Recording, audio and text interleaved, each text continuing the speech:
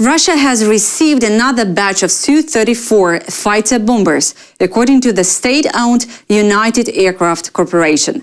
The jets have completed all required ground and flight tests and were officially handed over to Russia's air and space forces. Although Moscow did not disclose how many aircraft were delivered, video footage showed at least 2 new Su-34s. Russian media added that more deliveries are expected before the end of the year.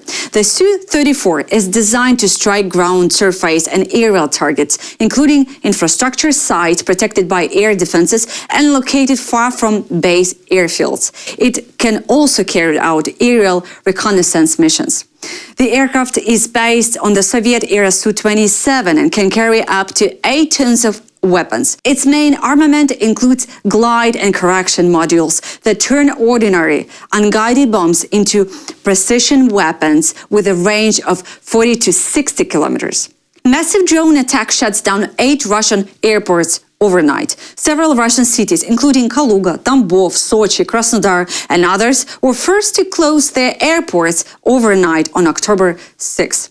Although officials did not specify the reason for the flight suspensions, multiple regions across Russia declared air raid alerts amid reports of drone strikes.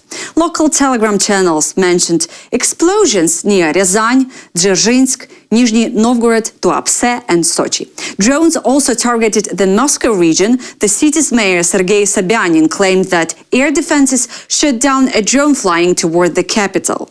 According to regional reports, energy facilities in Belgorod and Bryansk, an oil depot in Feodosia in occupied Crimea, and the Sverdlov plant in Dzержинsk, which produces explosives, were among the targets. Russia's defense ministry later stated that its air defenses allegedly intercepted and destroyed 251 Ukrainian drones overnight, including 61 over the Black Sea, 40 in occupied Crimea, 34 in the Kursk region, 30 in Belgorod, and 20 in Nizhny Novgorod. A nightmare for Putin, the Institute for the Study of War says Tomahawk missiles could reach key Russian targets.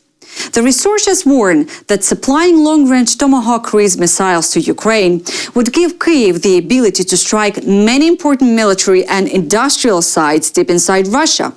The analysts say a Tomahawk with a range of about 2,500 kilometers would put roughly 2,000 Russian military facilities within reach. Even a shorter range variant would cover some sites. That dramatically expands Ukraine's options compared with the long-range drones and missiles it already uses. Potential targets named by analysts include the Shahed drone factory in Yelabuga in Tatarstan and the Engels 2 air base in the Saratov region, a major base for Russia's strategic bombers. Hitting such facilities could damage Russia's ability to sustain operations and to produce key weapons and fuel.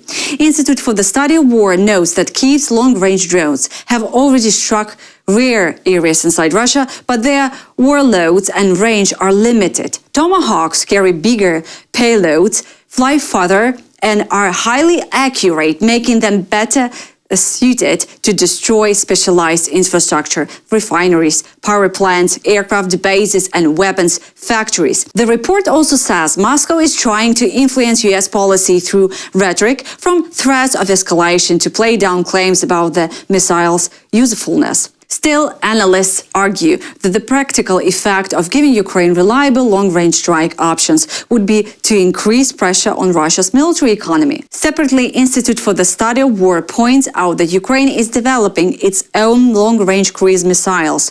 Kyiv has begun producing the FP5 Flamingo, reportedly with a design range of up to 3,000 kilometers and a heavy warhead. But that system is not yet battle-proven and will need time to scale up production. Denmark is intensifying inspections of oil tankers passing through its waters in a bid to clamp down on Russia's Shadow's fleet, vessels that help Moscow evade sanctions.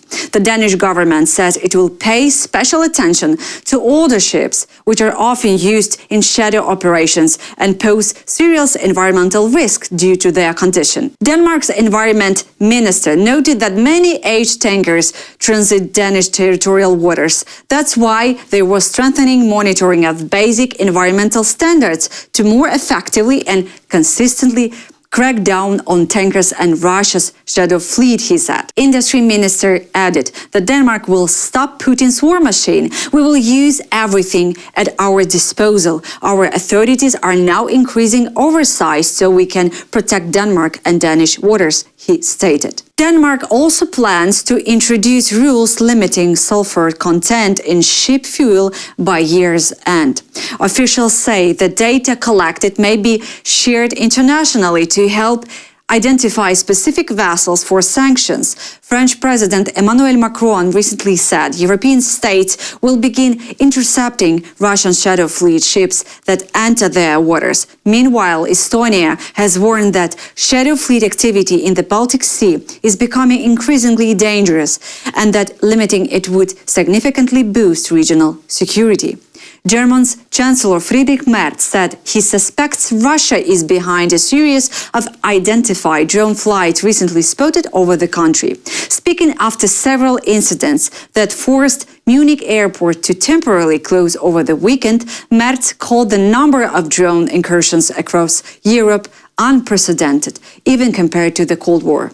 He said that the drones appeared to be conducting reconnaissance missions, but none of them were armed. Meanwhile, Russia reacted with mockery. Foreign Ministry spokeswoman Maria Zakharova dismissed Merz's remarks, saying Germany would finish investigating the drone incidents in the next century. She added sarcastically that Berlin still hasn't figured out who blew up the Nord Stream pipelines, implying Germany was incapable of determining responsibility. Germany's defense minister Boris Pistorius has urged calm amid the ongoing drone activity as investigations continue into the source of the incursions. That's all for now. For more content, please subscribe.